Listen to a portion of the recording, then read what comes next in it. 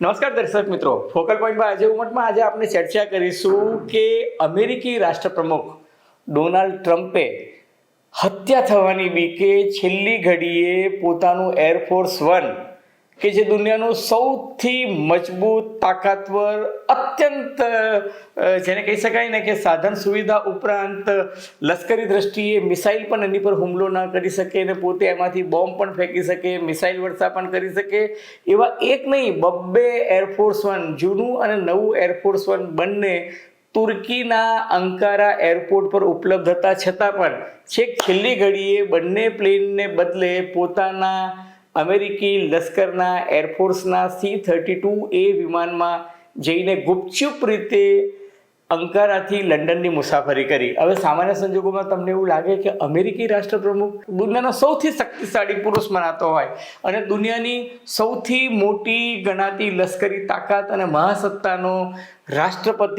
રાષ્ટ્રપ્રમુખ એને આવી રીતે પ્લેન બદલવું પડે, ગુપચુપ રીતે આર્મીના એક C-32A પ્લેનમાં બેસવું પડે. હકીકત એ છે કે ડોનાલ્ડ ટ્રમ્પ અંકારામાં નાટોની શિખર પરિષદમાં હાજરી આપવા આવ્યા હતા અને હાજરી આપીને જ્યારે એ એરપોર્ટ તરફ જઈ રહ્યા હતા ત્યારે સિક્રેટ સર્વિસ કે જે અમેરિકી ગુપ્તચર સંસ્થા છે એને મોસાદ કે જે ઇઝરાયલની ગુપ્તચર સંસ્થા છે ત્યાંથી અને પેન્ટાગોન આ ત્રણ જગ્યાએથી મેસેજ મળ્યો અને મેસેજ એવો હતો કે અમેરિકી રાષ્ટ્રપ્રમુખ ડોનાલ્ડ ટ્રમ્પ એરફોર્સ વનના જે પ્લેનમાં જવાના છે એને ઈરાને લોક કરી દીધું છે. લોક કરી દીધું છે એટલે કે એની પર ઈરાને પોતાની મિસાઇલોના નિશાન એવી રીતના ગોઠવ્યા છે કે એ જ્યારે પ્લેન એરબોર્ન થશે એટલે કે હવામાં જશે ત્યારે ઈરાન મિસાઇલથી હુમલો કરી શકે અને અમેરિકી રાષ્ટ્રપ્રમુખ ડોનાલ્ડ ટ્રમ્પની જાનને જોખમ છે. આ મતલબનો બહુ સ્પષ્ટ સંદેશ જે છે એ ઇઝરાયલની મોસાદ ગુપ્તચર સંસ્થાએ પણ આપ્યો હોવાનું કહેવાય છે અને અમેરિકામાં પણ એ જાતનું ફીડબેક આવ્યું હતું. હવે સિક્રેટ સર્વિસે છેલ્લી ઘડીએ શું કર્યું? જાહેરમાં તો એવું કહી ન શકાય કે અમેરિકી રાષ્ટ્રપ્રમુખની જાનને ખતરો છે એટલે એ લોકોએ છેલ્લી ઘડીએ શું કર્યું કે ડોનાલ્ડ ટ્રમ્પને પબ્લિકમાં બધાની હાજરી વચ્ચે એરફોર્સ વનનું જે જૂનું વિમાન હતું એમાં એમનું બોર્ડિંગ કરાવ્યું. હવે એમનું બોર્ડિંગ કરાવ્યું અને ત્યારબાદ એ પ્લેન હતું એની બિલકુલ સામેનો જે દરવાજો હતો ત્યાં કેટરિંગની જે ટ્રક આવે છે જેમાં પ્લેનની અંદર પ્લેન ઉપડે એ પહેલાં સેન્ડવિચીસ છે, બર્ગર છે, નાસ્તો છે, એ પ્રકારની પીણા છે, કોલ્ડ ડ્રિંક્સ છે, હોટ ડ્રિંક્સ છે, એ બધા જે પીણા લાવવાની જે ટ્રક હોય એ ટ્રકને સહેજ એલિવેટ કરી અને અમેરિકી રાષ્ટ્રપ્રમુખને એ ટ્રકમાં બેસાડી દીધા અને એ ટ્રકને C-32A નામનું દૂર પડેલું એક લશ્કરી વિમાન હતું અમેરિકી એરફોર્સનું એમાં બેસાડી દીધા. હવે ડોનાલ્ડ ટ્રમ્પ જ્યારે અમેરિકાથી અંકારા તુર્કીની રાજધાનીમાં આવ્યા હતા ત્યારે કતાર દ્વારા એમને ગિફ્ટમાં આપવામાં આવેલું લેટેસ્ટ બોઈંગ વિમાન જેને 7478 સિરીઝ કહેવામાં આવે છે અને એને અત્યંત આધુનિક લશ્કરી સાધન સુવિધાથી સજ્જ કરવામાં આવ્યું છે એ વિમાનમાં આવ્યા હતા. પરંતુ જતી વખતે ડોનાલ્ડ ટ્રમ્પે પેંતરો બદલ્યો અને એમણે એવું જાહેર કર્યું કે મને કતારે જે લેટેસ્ટ એરફોર્સ વનનું જે પ્લેન આપ્યું છે હું ઈચ્છું છું કે મારા લશ્કરી અધિકારીઓ એ પ્લેનમાં લંડન સુધી ટ્રાવેલ કરે. એટલે અંકારાથી લંડન સુધી ડોનાલ્ડ ટ્રમ્પના સિનિયર લશ્કરી અધિકારીઓ એ નવા એરફોર્સ વનમાં બેઠા અને ડોનાલ્ડ ટ્રમ્પે કહ્યું કે મારી ઈચ્છા છે કે હું મારા જૂના એરફોર્સ વન પ્લેનમાં બેસું. એમ કરીને ડોનાલ્ડ ટ્રમ્પે જાહેરમાં પબ્લિકમાં ત્યાં બેઠા. હવે આગલા દરવાજેથી ડોનાલ્ડ ટ્રમ્પ ગયા, પાછલા દરવાજેથી મીડિયાના પ્રતિનિધિઓ એટલે અમેરિકીની ચેનલો અને ત્યાંના ન્યૂઝપેપર્સના બધા પત્રકારો અને વ્હાઇટ હાઉસનો સ્ટાફ એ બધાની એન્ટ્રી પાછળથી હતી. અને મેં તમને અગાઉ કહ્યું તેમ ડોનાલ્ડ ટ્રમ્પે કેમેરાની હાજરીમાં બધાને ગુડ બાય કર્યું અને પછી એ કેટરિંગના ટ્રકમાં બેસી અને જતા રહ્યા C-32A નંબરના પ્લેનમાં.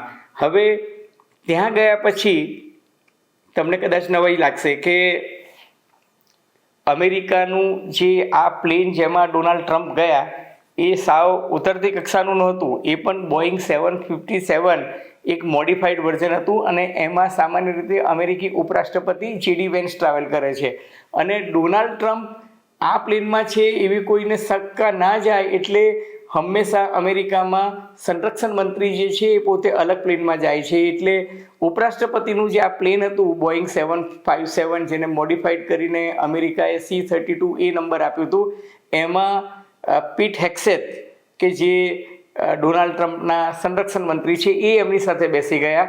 અને આ પ્લેન જે છે એ એરફોર્સ 1 કરતાં પહેલું ઉપડ્યું અને પછી લંડન 20 મિનિટ પહેલાં પહોંચી ગયું. અને લંડનનું RAF મિલ્ટન હોલ કે જે લંડનનું રૂટીન સિવિલિયન નહીં પરંતુ આર્મીનું એક એરપોર્ટ છે, ત્યાં ડોનાલ્ડ ટ્રમ્પ 20 મિનિટ પહેલાં ઉતરી ગયા. એટલું જ નહીં, એરફોર્સ 1 કે જેમાં બધાને એવું લાગતું હતું કે ડોનાલ્ડ ટ્રમ્પ જ સવાર છે, કારણ કે સામાન્ય રીતે જ્યારે ડોનાલ્ડ ટ્રમ્પ જે પ્લેનમાં બેઠા હોય એ પ્લેનને એરફોર્સ 1નો કોડ આપવામાં આવે છે. એટલે કે ડોનાલ્ડ ટ્રમ્પ જે કોઈ પ્લેનમાં બેસે એનો કોડ સામાન્ય રીતે AF1 હોવો જોઈએ, એટલે કે એરફોર્સ 1. એને બદલે ડોનાલ્ડ ટ્રમ્પ નહોતા છતાં પણ જૂના પ્લેનનો કોડ AF1 જ રાખ્યો. અને ડોનાલ્ડ ટ્રમ્પ હકીકતમાં જે પ્લેનમાં બેઠા હતા C-32A એને રીચ 18નો કોડ આપવામાં આવ્યો, જેથી કોઈને પણ શંકા ના જાય, ઈરાનને પણ શંકા ના જાય, અંકારામાં તુર્કીની સરકારને પણ ખબર ના પડે, કોઈ સ્ટાફને ખબર ના પડે. એટલે એ રીતે સિક્રેટ સર્વિસે આખું ઓપરેશન જે છે એ મેનેજ કર્યું.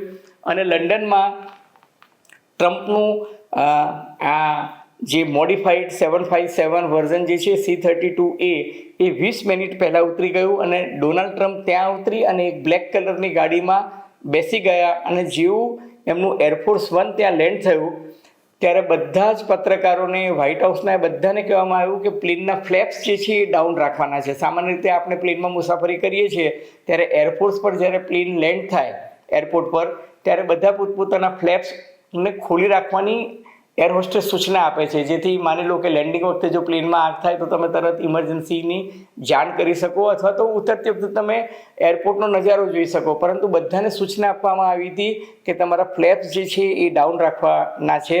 એટલે સિક્રેટ સર્વિસે એક પ્રોડ્યુસર હતો એને ફ્લેપ ઊંચું કરવાની કોશિશ કરી તો સિક્રેટ સર્વિસે એની પાસે ફ્લેપ બંધ કરાવી દીધું અને બધા ફ્લેપ ઉતરી ગયા, બંધ હતા. અને જ્યારે ડોનાલ્ડ ટ્રમ્પનું કહેવાતું કથિત ઓફિશિયલ એરફોર્સ 1 લેન્ડ થયું અને ત્યારબાદ ડોનાલ્ડ ટ્રમ્પે કોઈને ખબર ન પડે એ રીતના એમાં ઉપર ચડ્યા અને પછી બધાને હલો હાય કર્યું. બધાને સામાન્ય રીતે એવું હોય કે અમેરિકી રાષ્ટ્રપ્રમુખ સામાન્ય રીતે નાટોની શિખર પરિષદમાં ભાગ લઈને પાછા અમેરિકા જતા હોય તો ઓન બોર્ડ પત્રકારો સાથે મંત્રણા કરતા હોય છે. પરંતુ એમના પ્રેસ સેક્રેટરીએ કહ્યું કે પ્રેસિડેન્ટ આરામમાં છે અને લંડનથી અમેરિકાનો જે લેક છે એટલે કે ત્યાંની જે તબક્કાની મુસાફરી છે ત્યાં એ પત્રકાર પરિષદને સંબોધશે. અને ત્યારે કોઈને કલ્પના નથી, આ જે ઘટનાક્રમ છે એ 8મી જુલાઈનો છે, એટલે બરાબર 1 મહિનો અને 3 દિવસ પહેલાંનો છે. ત્યારે જ્યારે લંડનથી અમેરિકા એ કતાર દ્વારા આપવામાં આવેલું જે લેટેસ્ટ બોઈંગ જમ્બો જેટ છે એમાં જ્યારે એ બેઠા અને ત્યારે ત્યાં પત્રકારો સાથે વાત કરી ત્યારે એમણે એવું કહ્યું કે તમને બધાને ખબર છે ને કે મારી જાનને સૌથી વધુ ખતરો જે છે એ ઈરાન દ્વારા છે. પરંતુ એથી આગળ એમને કોઈ વિગત આપી નહીં અને કોઈને ડાઉટ પણ ગયો નહીં.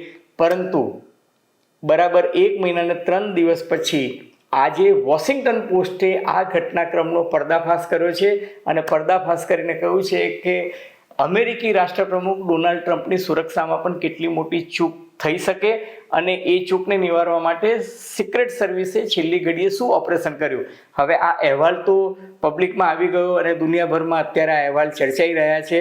પરંતુ અમેરિકી રાષ્ટ્રપ્રમુખ ડોનાલ્ડ ટ્રમ્પ બરાબરના ગિરનાયા છે અને અત્યારે વ્હાઇટ હાઉસે ઇન્ક્વાયરી સોંપી છે કે આ આખી માહિતી કઈ રીતના લીક થઈ. સંખ્યાબંધ પત્રકારોને બોલાવવામાં આવ્યા છે, એમની પાસેથી નિવેદનો લેવામાં આવ્યા છે. ટૂંકમાં અમેરિકી રાષ્ટ્રપ્રમુખની office, white house, oval office જે છે એ કોશિશ કરી રહી છે કે આ લીકેજ કઈ રીતના થયું. પરંતુ અમેરિકામાં લોકશાહીની એ બલિયારી છે અને ત્યાંના પત્રકારત્વને પણ સલામ કે ત્યાંના પત્રકારત્વમાં વ્હાઇટ હાઉસનો કોરસ્પોન્ડન્ટ હોય, વોશિંગ્ટન પોસ્ટનો હોય, વોલ સ્ટ્રીટ જર્નલનો હોય, ન્યૂયોર્ક ટાઈમ્સના, ત્યાંના પત્રકારો એવી પણ માહિતી લઈ આવે છે કે અમેરિકા પાસે શસ્ત્રોનો જથ્થો જે છે હવે ખૂટી રહ્યો છે. ડોનાલ્ડ ટ્રમ્પ અને એમના સંરક્ષણ મંત્રી વચ્ચે કેબિનેટમાં બબાલ થાય, નોકઝોક થાય તો એના પણ રિપોર્ટ આવી જાય છે અને આ અમેરિકી રાષ્ટ્રપ્રમુખની સિક્યુરિટીમાં આટલી મોટી ચૂક થઈને એમને છેલ્લી ઘડીએ પ્લેન બદલવું પડ્યું એનો પણ અહેવાલ જે છે આવી ગયો. ટૂંકમાં ડોનાલ્ડ ટ્રમ્પ ઈરાનની રડારમાં છે અને ઈરાનની ગલીઓમાં તહેરાનમાં ઠેકાને બિલબોર્ડ લાગ્યા છે કે કિલ ધ કિલર, એટલે કે ઈરાનના સર્વોચ્ચ નેતા આયતુલ્લા અલી ખામેનેઈની હત્યા કરનાર ડોનાલ્ડ ટ્રમ્પની હત્યા કરવી જોઈએ એવા જે પોસ્ટર્સ લાગ્યા છે એ પોસ્ટર સાવ અદ્ધર નથી ઈરાનની યોજનામાં. ઈરાને તમને જો યાદ હોય તો આયતુલ્લા અલી ખામેનેઈની અંતિમ યાત્રા વખતે પણ આ પ્રકારના સૂત્રોચ્ચાર થયા હતા. એટલે ડોનાલ્ડ ટ્રમ્પને લાગે છે કે એ ખરેખર ઈરાનની હિટ લિસ્ટમાં નંબર 1 છે. અલબત્ત આગે દેખો હોતા હે ક્યાં. મિત્રો, તમને ફોકલ પોઈન્ટ બાય જેવું મતનો આ એપિસોડ નવ ગુજરાત સમય અને અમદાવાદ મિરરના સથવારે ગમ્યો હોય તો એને લાઇક કરજો, શેર કરજો. પેલું સબસ્ક્રિપ્શનનું બટન ન દબાવ્યું હોય તો દબાવી દેજો. અને હા, તમારી ટીકા ટિપ્પણી અવલોકન અમને ગમશે. ધન્યવાદ, ખૂબ ખૂબ આભાર.